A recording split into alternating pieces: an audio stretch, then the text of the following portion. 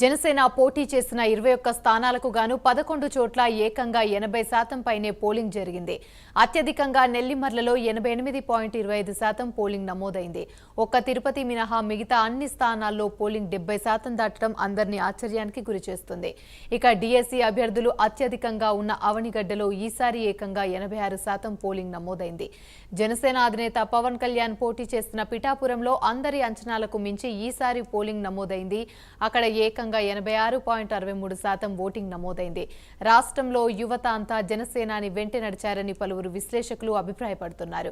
ఈ దెబ్బకు దేశంలోనే అత్యధికంగా పోలింగ్ నమోదైన రాష్ట్రంగా ఏపీ అవతరించిందని ఈసీ ప్రకటించింది.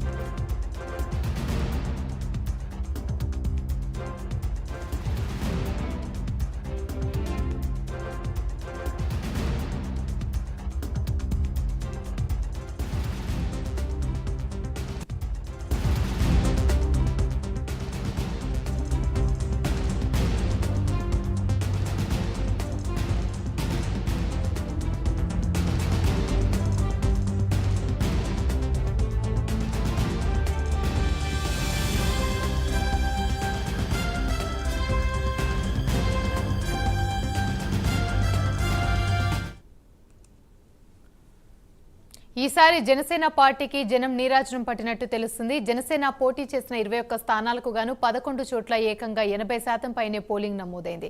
ఇదే అంశానికి సంబంధించి మరిన్ని వివరాలు మా ప్రతినిధి సాంబశివరావు అందిస్తారు. సాంబశివరావు, చెప్పండి, జనసేన పోటీ చేసిన 21 స్థానాలకు గాను 11 చోట్లయితే 80% పైనే పోలింగ్ అయింది.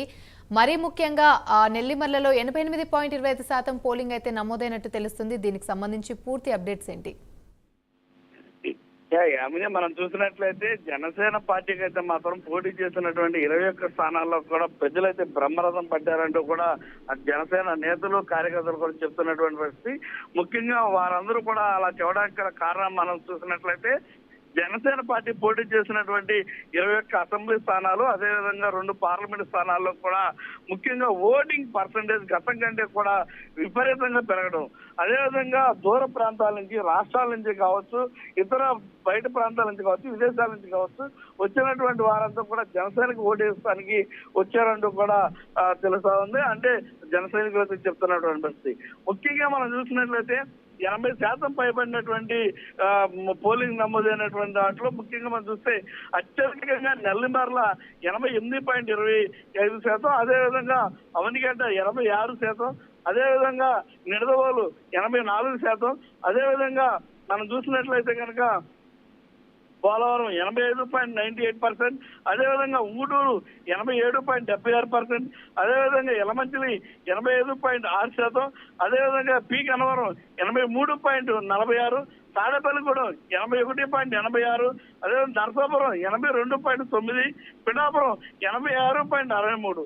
అంటే ముఖ్యంగా మనం చూస్తే 11 చోట్ల, అంటే 11 చోట్ల 80% అబోవ్ రావడంతో అక్కడ గెలుపు అనేది మాకు ఖచ్చితంగా కనపడతా ఉంది. అదేవిధంగా మిగిలిన చోట్ల కూడా గతం కంటే భిన్నంగా ఎక్కువగా రావడం, అంటే తిరుపతి 63.32, రైల్వే కోడ్ 74.61, తెనాలి 76.16, అదేవిధంగా పాలకొండ 75.26, వైజాగ్ 63.42, అనకాపల్లి 74.64, పెన్నుర్తి 74.38, రాజోలు 79.2, అదేవిధంగా భీమవరం 77.73, కాకినాడ రూరల్ 74.96. వీటితో పాటు ముఖ్యంగా మనం చూసినట్లయితే ఏదైతే 2 పార్లమెంట్ స్థానాల్లో జనసేన పోటీ చేస్తే అక్కడ కూడా 80% పైచీలకు ఓడిపోవడం. ఉమ్మడి అంటే ఒక్క పార్లమెంట్ పరిధిలో 7 నియోజకవర్గాలు ఉంటే ఆ 7 నియోజకవర్గాల్లో కూడా బాగా ఎదిరించుకుని కలుపుకొని 80% పైన పోలైనటువంటి పరిస్థితి. కాకినాడ వచ్చేసరికి 80.37% పోగా మచిలీపట్నం వచ్చేసరికి 84.45% పోలేదు. అంటే మొత్తం మీద ఆంధ్రప్రదేశ్ లో జరిగినటువంటి ఎన్నికల్లో అటు విజయ దుందుమినైతే జనసేన మోగించబోతా ఉంది.